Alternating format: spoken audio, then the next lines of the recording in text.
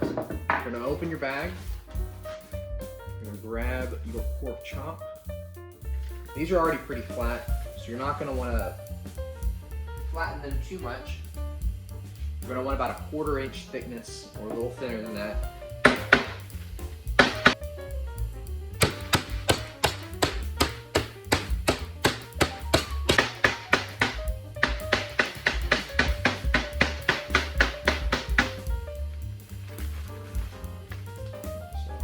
About that thin.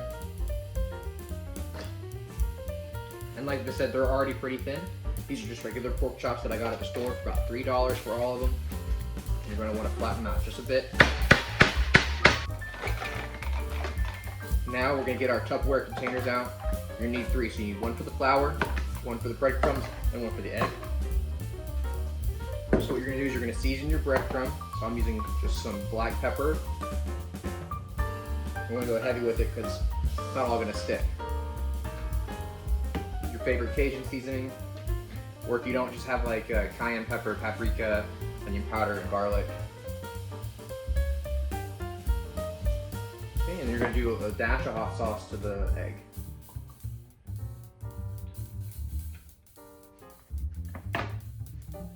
Okay, so what you're going to want to do is you're going to get your, ideally,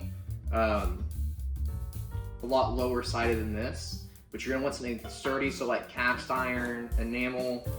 You're gonna want to fill that with just enough oil to cover up to maybe your first knuckle there, because we're gonna fry this shallow enough that the top's not gonna be under. So you're gonna turn that on to medium high. You're gonna let that heat up. You're gonna want to use something like canola or peanut oil because those are gonna have a much higher smoke point and you can get them a lot hotter.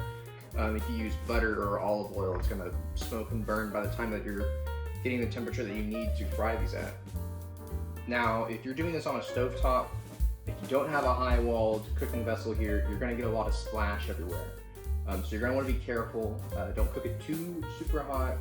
And ideally, you're going to want something that comes up to here, so like a 10-inch cast iron skillet or something, just so it doesn't splash out. You're going to make sure that the oil is really shallow. It should only come up about halfway up the meat. So like 1/8 of an inch of oil at the bottom of the pan, or maybe just a little under a 1/4, depending on how thick your pork chops are. This is what we're going to do here. You're going to grab your pork chop, hit it with the flour, press it in, all right, on both sides. And make sure that the entire thing is covered in flour, so don't be afraid to get your hands in there. Push it in.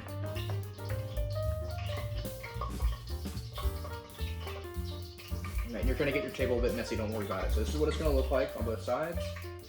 I'm going to run it through the egg here just briefly. Careful not to lose any of that flour. And we're going to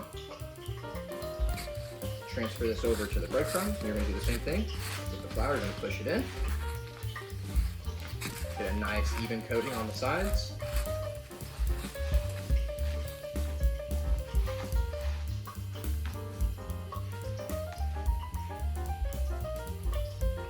And then, so when you go to put this in the oil, be very careful not to drape it towards you. You're going to want to put it away from you so the splashing does not hit you. Okay, so that's our timer. Go ahead and double check, make sure that this is ready on the other side. It looks like it is. Look at that, nice and golden brown. You got it right at the right time because it's not too burnt. Right, you're going to let that rest because it's going to keep cooking that pork chop in there.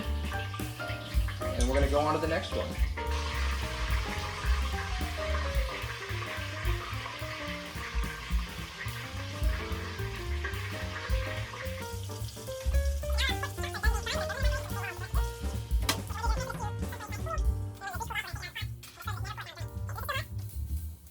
We're going to bring our nonstick pan over here.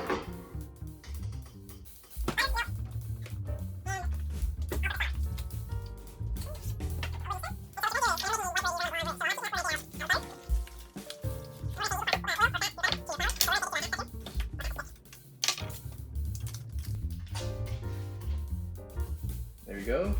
Let that melt but not burn. You don't want it to burn or you'll get that burnt butter flavor in your roux. So we're going to turn that down because we don't want to get this dark. We want a blonde roux. And you'll see what it means to have blonde roux in the color. Okay, while that continues to melt, we're going to get our flour out.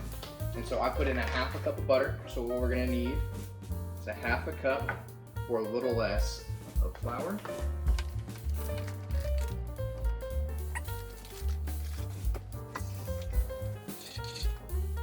Okay, so it looks like our butter is melted, so we're gonna go ahead and we're gonna dump her into the roux. And we're gonna stir that in. All right, so it's gonna look a bit like a paste at first, but the more you cook it, the more runny it's gonna get, and you wanna make sure you get all of that flour into that butter. This is gonna thicken your gravy. So we're gonna add milk to this and then season it. Let it reduce down. And this roux is gonna be what makes the gravy thick. Okay, and it's not an exact science, so if you feel like you need a little more flour, make it a little more thick, you can go ahead and you can do that. We're gonna keep cooking this. So what do you want it to look like?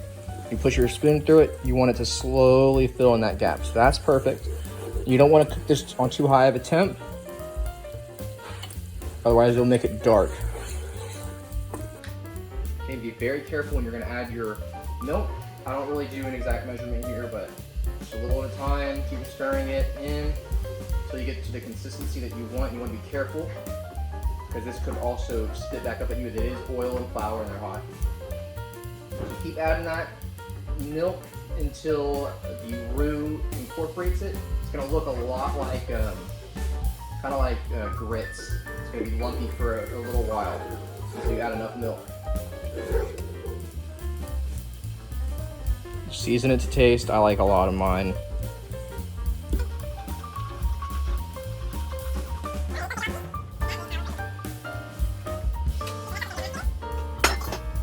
You're gonna get a pot, put it down.